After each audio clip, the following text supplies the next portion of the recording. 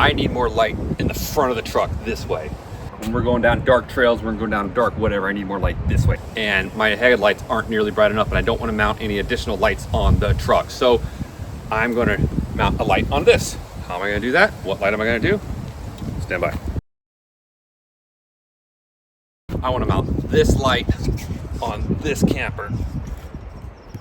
Ta-da! How am I going to do this? How am I going to mount this? I'm going to use a piece of 3" by 1" aluminum C-channel. And through the magic of editing, I'm going to turn it into a bracket. Lickety split. Here's what we're looking at. So this will mount to the camper like this, like this. This is a hole so I can access those screws. And then another screw down here. That's where the thing will at. That'll be your outside. So kind of did a little polishy job on it. It's not elenided or oxidized, or so it'll oxidize, so it'll look a little funny. But we'll put stickers on it. It'll look cool. Here we go.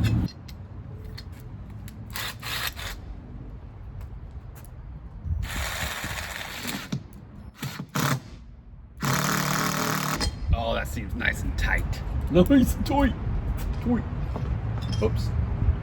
Go through the hole and then go to the bracket.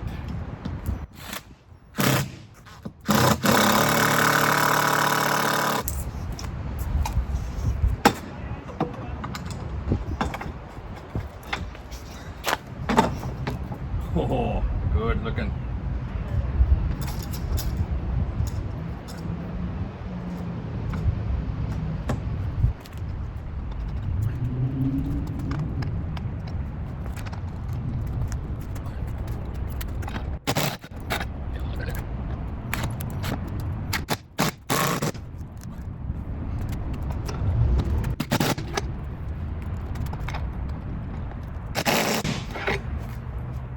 Right on, look at that. That's sick. Oh, solid too. Got a good mount. Let's take a look.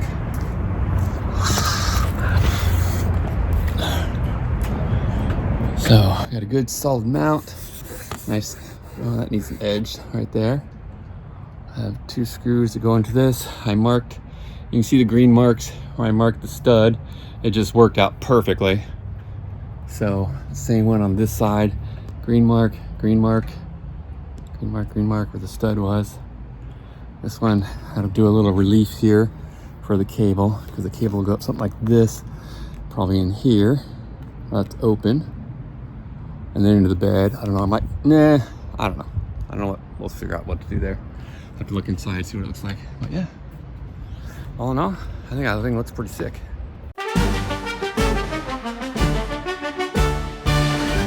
It's always nerve-wracking drilling into the camper, but honestly, this is what this camper's for. So,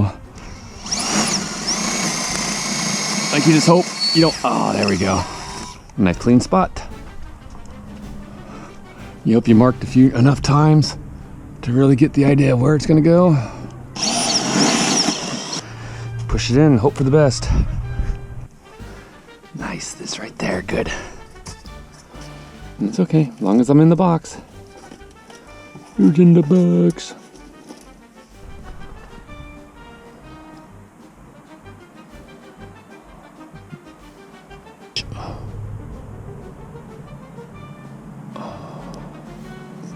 So, whenever I drill into the camper, I always use mastic, this material. So I'll show you when we put a little clamp right here. You can see the mastic between the bracket and the camper. The mastic squeezes out and creates a watertight seal, so we don't have any issues with it. I don't really like how that's loose, but it's pretty tight. I'll see how it goes. But here, we're gonna put a little bit like this. Put this like this. Keep that nice and tight. We use a little piece of mastic so we can seal this screw hole as well. So it squeezes out like that. Nice and watertight. You can still pull this down.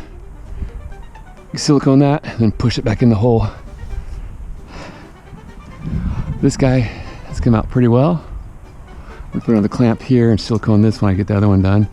But I like this polish. I still have to put mastic in here and then put that final set on that. But I don't want to do that until I get the camper on the truck. I want to make sure this all clears. Everything looks like it should, but yeah, it looks good. I like it. A nice addition. I like that kind of brushed aluminum. Put a nice sticker there. And then I'll have lights on the sides, in the front, and then the back. These are the back ones here. I think it'll all work good. Now we have to figure out how to get the cables from 1, 2, 3 spots down to the relay board. I thought about this one. I'll just run across here under the bed, stapled to the floor by the carpet. That'll work good. Into that cabinet. I was thinking about just running exterior down, but I don't like the idea of having a hole in the countertop when water gets over there. I don't want it coming down the cable route. So there is a chase in here that runs in here, across here, into here, and then I'll drop it down the back of the closet, in through here in this section, and then under and over. I don't like that long of a run, but I got 16 gauge cable and those lights don't pull a lot, so that's the plan. Here,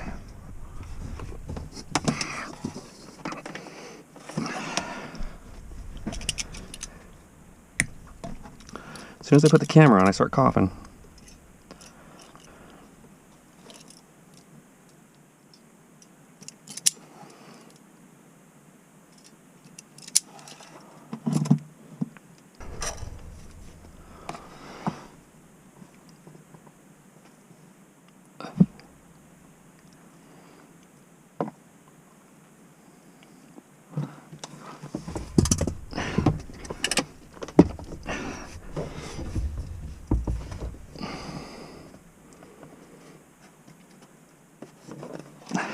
Fresh 10.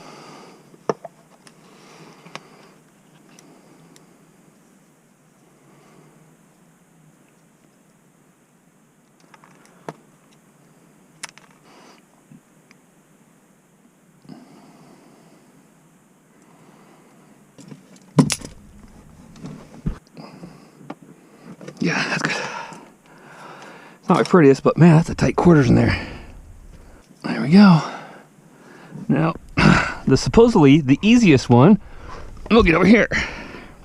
Okay, so now the trick to a good solder joint is consistent heat, and not too much, is the application of heat. It's very similar to sweating pipes. That's what it's called, where you, the solder will travel towards the heat, but you definitely need solder on the tip first to make sure you can conduct the heat to the product. Because if you just put a clean iron onto a wire, it doesn't have enough surface contact to transfer the heat quickly and efficiently. And if it takes too long to transfer the heat, then you can damage things by not getting heated consistently. So a little bit on the hot tip, and heater on the other side. There you go. You got a beautiful tent. 10. God bless it. I'll burn this camper down if I don't stop messing around.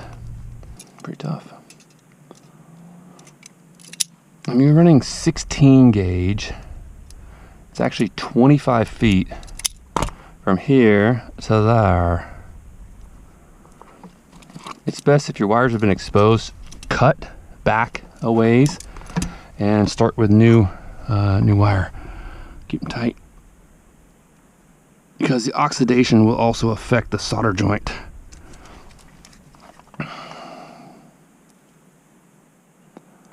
Certain wire, I'm not sure which wire it is, will not take solder for the life.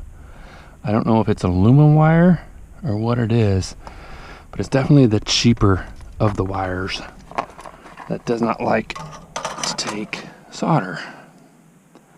Never forget your shrink. I don't know how many beautiful joints I made and had to tear apart because I forgot the shrink. Learn from my mistakes, kids. Don't let that happen to you. Ooh, almost messed this thing up again.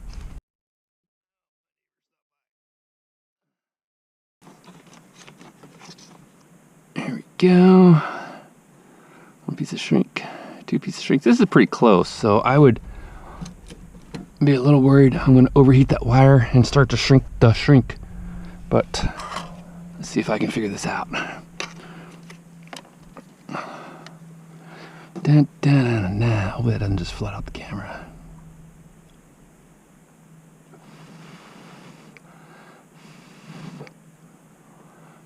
Let it cool.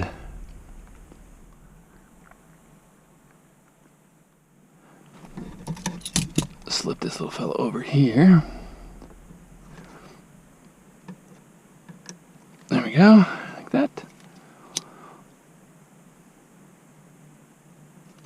Heat it up, and this little fella, we'll zip tie that to the floor so the drawer doesn't interfere with it. Staple this, and I'll show you when it's done. All right, so I got my wireless relay controller. Works really good. So this, the fourth one, or the reverse, actually triggers these relays, which is part of the OG system when they were running halogen lamps, which are really high power. So I set up a nice little loom. Got all run back there to the ground and everything. Snap this cover on, so we're good to go.